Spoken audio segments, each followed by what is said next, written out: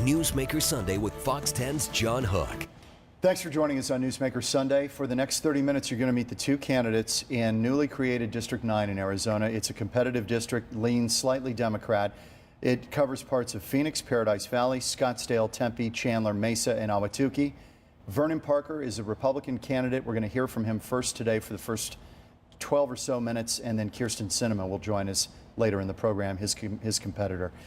Vernon, we've seen, thanks for being here, first of all. Thanks for having me. We have seen the ads on the air. We know the biography. You were raised in a hardscrabble neighborhood by your grandmother. Yeah. How did that shape you? Well, you know, it really defined who I am because my grandmother, she couldn't read, she couldn't write, and what she bestowed in me was that you can be whatever you want to be as long as you work hard. And quite frankly, I am 2 generations removed from someone who could not read or who could not write, and I'm running for Congress. And we should point out that you were Paradise Valley Mayor from 2008 to 2010, served as a special assistant to President H.W. Bush. You were Assistant Secretary of the United States Department of Agriculture. What is it you want to bring to District 9 in Arizona? What is the chief concern of yours? Jobs, jobs, jobs, because the American people, the people in Congressional District number 9, they want to work. They want to get back to work. There's too much finger pointing. And the one thing that I will tell you is this. When I go to Congress, John, I'm not going to be concerned about an elephant. I'm not going to be concerned about a donkey. I will be concerned about the American people getting the middle class back to work and making sure that the future has been preserved for future generations. Because right now, it's like us versus them. It's like if you're a Democrat, you're over here, you are a Republican, you're here, but we have to start thinking once again about the American people. And to independents in the district, which make up more than 1/3 of the voters in this district, you would appear on the face of it a pretty far-right guy, a Bush administration guy. Kyrsten's on the left. How do you appeal to these people in the middle who may decide this election? Well, it's really funny. During the primary, Vernon Parker was perceived as a liberal Republican, a moderate Republican. Now I get into the general, Vernon Parker's a Tea Party guy. You know, it's just ridiculous. We have to shed labels. And the one thing that I can tell you about independent voters is that I'm one of them. I have been there. I have suffered as a child growing up. I have been on welfare. I have seen these things, and I know deep down in my heart what people want to do.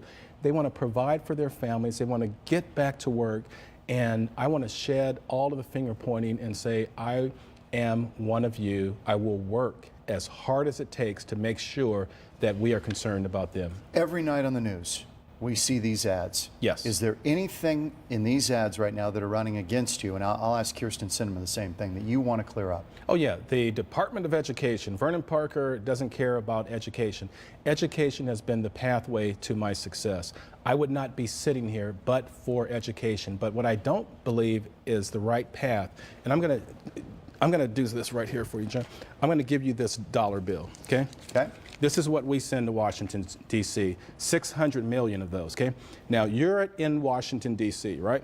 And I just sent you $600 million, and I say, hey, the roof is leaking, we need more teachers, we need more guidance counselors, we need a better building, and you tell me what? You say, you have to write up a detailed explanation. I'm a bureaucrat in Washington, D.C. Now, how am I gonna get my money back? The whole dollar will not come back to me. A fraction of it will come back because you're going to say to me, well, we had to pay for the lawyers, we had to pay for the administrators, we had to pay for the bureaucrats, and guess what happens? The local level is robbed. So I firmly believe that education must be in the hands of the local teachers and parents. And so they are distorting my views by saying that Vernon Parker hates education. No, I love education. I wouldn't be here but for it. I don't like the bureaucracy. Can I have that dollar back? You can have that dollar back. Thank you, because you know times are hard for all of us. Well, there's no doubt about that.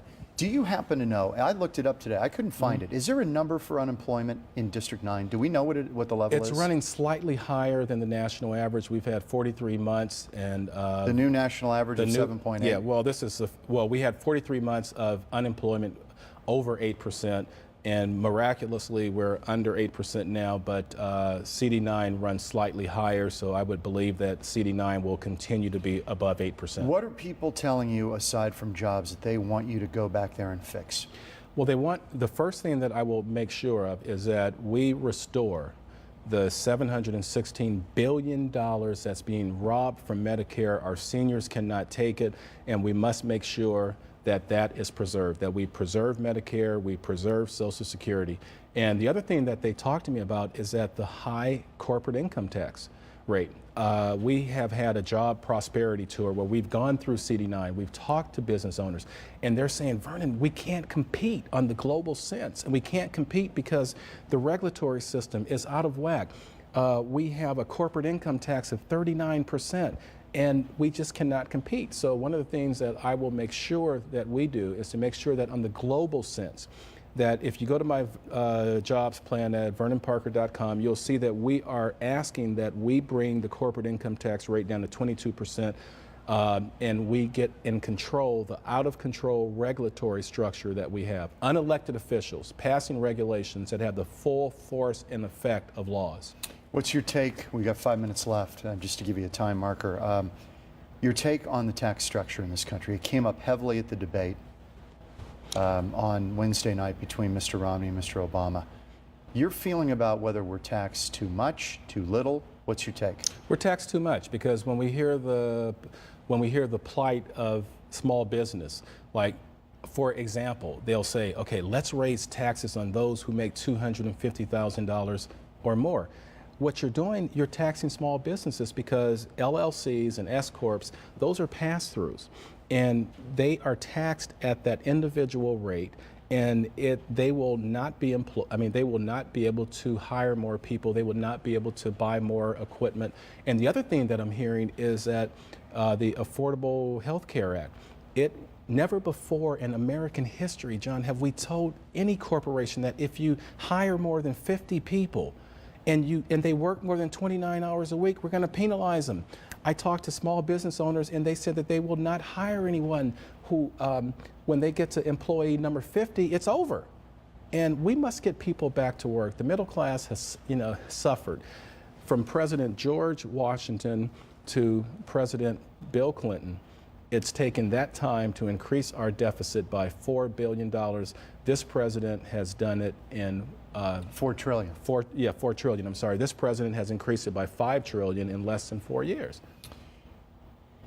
You talk about trying to get this thing working again, and the common complaint you hear is the two sides just they're in their corner and there's no middle ground anymore. Do you believe there's middle ground, or do you think that as a Republican going back to Washington, you have to hold the line on some of this stuff? No, I will not hold the line. I am sick and tired of people going to Congress representing an elephant and a donkey.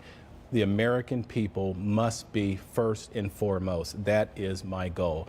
Because so who would be your idol in that regard? If somebody was to say, Vernon Parker is like, or you want to emulate someone in the political world, who would it be, so they get a sense of where you're coming from? Well, I mean, in the very humble sense, it's myself, because I've been there before. I've worked with Congress, and I've worked with the far left when I was an assistant secretary under President George W. Bush. I had to handle one of the toughest issues in America at that time, and that was the plight of small disadvantaged farmers. I worked with the Congressional Black Caucus. I worked with the Republican caucus, and we came together and we did something special. And the other thing I'll tell you is this: I was unanimously confirmed by the United States Senate. That's unheard of. For the Ag Department job. Exactly. And when I was the mayor of Paradise Valley, right now I have the full support of every council member. And that's unheard of, because I listen to people. So you're saying you build consensus? Absolutely. Is there anything you'd like to say about your opponent? Well, my opponent, she's called for the closure of Luke Air Force Base.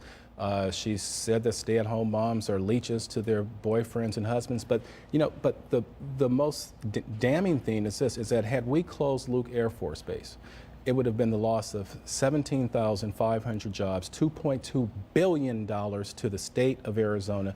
But I do I will tell you this, she's come from a very similar background. She's worked very hard, and God bless her, but I don't believe that she's the right person to go to Congress because she will not be able to be a consensus builder. We offered up to both of your camps an opportunity to sit down here together today, to either take 15-minute segments or sit down together and debate it.